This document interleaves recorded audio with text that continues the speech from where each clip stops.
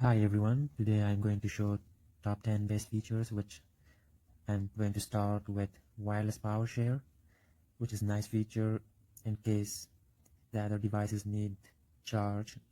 You can do it with your Note 20 Ultra without connecting any cable. So all you need is to go to the setting, or you can go from there, tap on settings, scroll down to the device care, and as you can see there's more options, but I will tap on battery. Here, if you see down below on the second row, you can see wireless power share, so I will tap on that, and as you can see on the picture, you can just place the device just like that to charge it from your Note 20 Ultra, which is cool feature. And this feature is compatible with most QI devices, so which is very nice, and I really like this feature. So all you need is to turn on this feature and place your device with the other device just like that. And I already experienced this, so to see how it works, but it worked really good. So in case you didn't knew this feature, now you know it. Edge screen is for making easy access to apps or your favorite contact list you want to add. So all you need is to go on the edge screen right on the top corner, as you can see. So I will tap on the setting right here, and as you can see you have some options here to turn on, like they turn on like people, clipboard, tools, Samsung member. As you can see right on the bottom, you can edit any most of the features here or tools. So as you see on the bottom, and the apps, you can add apps or remove from here. If you want to add Facebook, some other internet web browser or galleries, so it's that easy to remove or add. So I'll keep these like that, and now we'll go back, so you can edit all these from which the edit option is turned blue. So you can see here I add this contact list. You can add more than this. So let's go back, and now you can see they're all added, which is pretty cool feature. And you can keep editing, keep adding, keep removing so quick, which is pretty cool. Notifications. To manage your notifications on your status bar and make it short or simple, which is sometimes become a headache to clear it manually, so now you have all in your control. So all you need is to go to setting,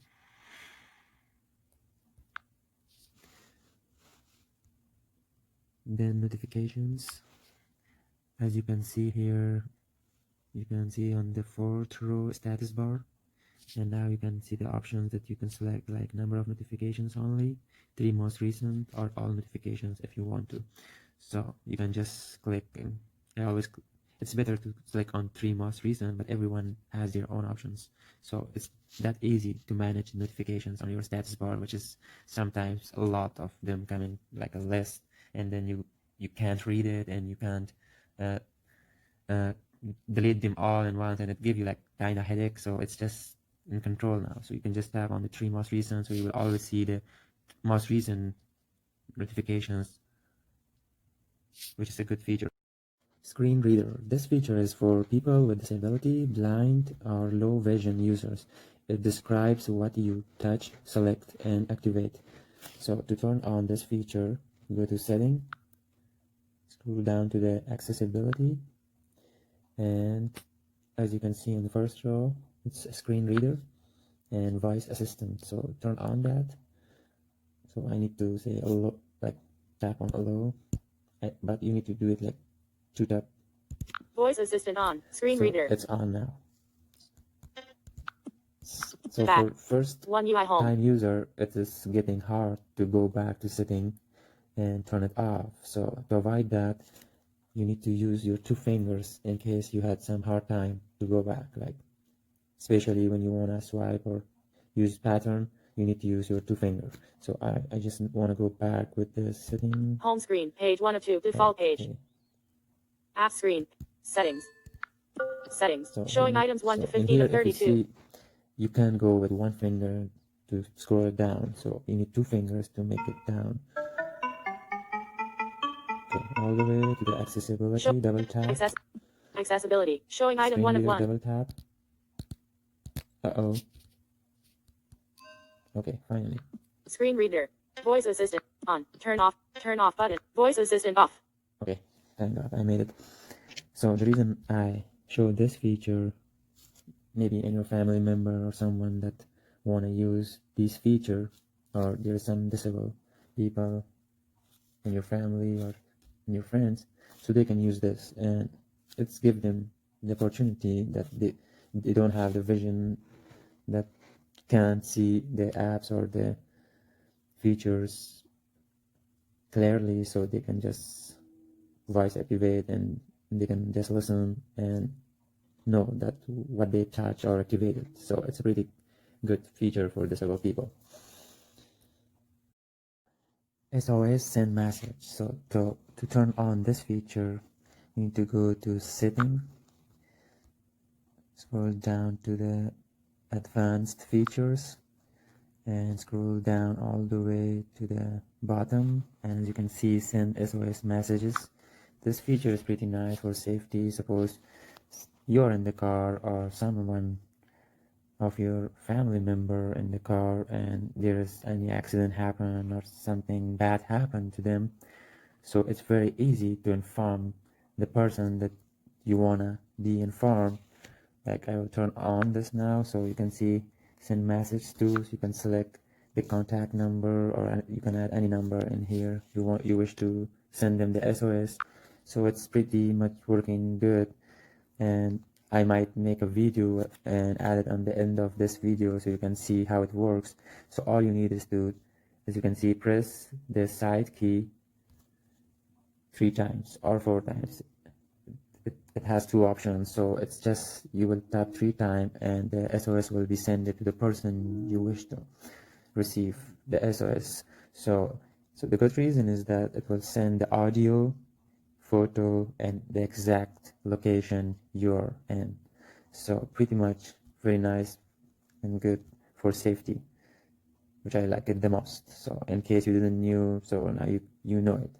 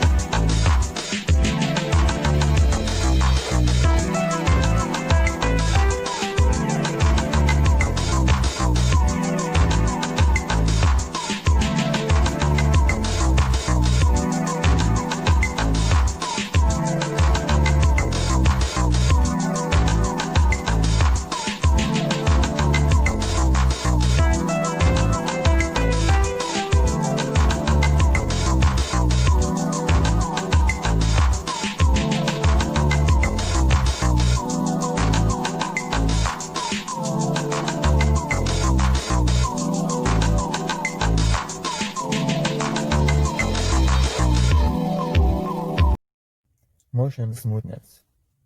To change the motion smoothness, tap on setting. Here you can see display on the photo from top, tap, and you can see here motion smoothness, tap on it. You have 2 options here, as you can see in the video. You can see we have 60 Hz and 120 Hz. So if you would like to go for 120 Hz, it will be draining a little bit your battery life sooner than the standard 60 Hz, which I select the standard one, but it's the option. Samsung always giving you the option what you want with. So I select the standard. If you're more caring about the battery life, so go for the standard, which is good and will save you some battery life. And this is very nice from Samsung, that it has always giving you options and everything. It's up to you which one you want and how you want to use it. Live transcribe is for people who has hard time of hearing. So to activate this feature, you need to go to setting, tap on accessibility, and if you can see there's more options. So I will go on the hearing enhancements on the third row, and here you can see down below from the bottom on top, live transcribe. So when you turn on this, you can see there is a logo coming down on the bottom of your screen. So let's try it. So in here it's asking you for your permission, so I'll say allow that, and it gives you like the start or stop and accessibility functions. Tap like on this one at the bottom of the screen, as I said before, to change between functions. Touch and hold on the same logo. So if you right now you can see it clearly on the bottom, this logo is added. So got it. So in here they write a live transcribe captures speech from the phone's microphone and displays it as text. So Google processes your conversations but never stores them. So which is pretty good for people having hard time of hearing. So I will try this. So tap on the logo down here. So hi everyone, how are you guys? So just like that. And then it will be stored, I think, for a couple of days, and then it will be deleted. Okay, so I need to go back and turn it off. So yeah, that's it. So it's that easy. In case you have hard time understanding some people in conversation, you can just turn them on and it will catch them and turn it to text, so that way you can understand well, which is a pretty good feature. Parental control. This feature is pretty much good for the parents who want to supervise or manage their child's devices even remotely. So to activate that, you need to go to the setting, scroll down to the digital well-being and parental control, and if you come down to the bottom, you can see check on your kids parental control. Click on it, and now you can see before you start, make sure the device you want to supervise for your child is nearby. So you can also click on see compatible devices, which if you tap on it, you can see all the information you want to know about how account management works, Google service, and your child's Google account, and everything that you want to learn about. So to make my videos short, so I will not go on these, you can do it yourself. It's easy. I will just show some techniques that you can activate, like tap next. So if you have a Google account, you can select it from there. So for now, I just made this before I put it on the video, so it's already made. For you guys, it will show that this device is for parent or for child. So you can select the option and then continue. So in here you can see, does your child have a Google account? So if yes, you can tap on yes. If no, you can tap on no. So and then you can make it through that. So I will say yes, and here, as you see, get your child's device together, and your child will set up supervision on their device. So tap next, and as you can see, on your child's device, open Google Play and install the Google Family Link for Children and Teens app. So all you need is to download this app from the Play Store, and which will direct you to the App Store if you don't have it, and it will give you a code, so you can put this code on that device to join them. So this feature even will give you an opportunity when you're not home or you're away at work, you can remotely control your child or supervise how much time you give them to watch the social media or playing anything, or how much when you want to stop, or when is the time to study for them. So you do all the stuff from there. So in case you don't know more about, you can click on need help. As you can see, here is the all information about everything. you need to know so you can read and manage the way you want it, which would be for some parents the favorite thing or favorite features it has. Split screen is another feature from Samsung, which is added to their devices from long time ago. It's a very cool feature, but the reason I'm showing this is for people who are new to Samsung, so they can understand this in case they need or they like it, so they can do it. So I will show you guys how to do the split screen. So I will go like on Alarm, game launcher, or even a web browser.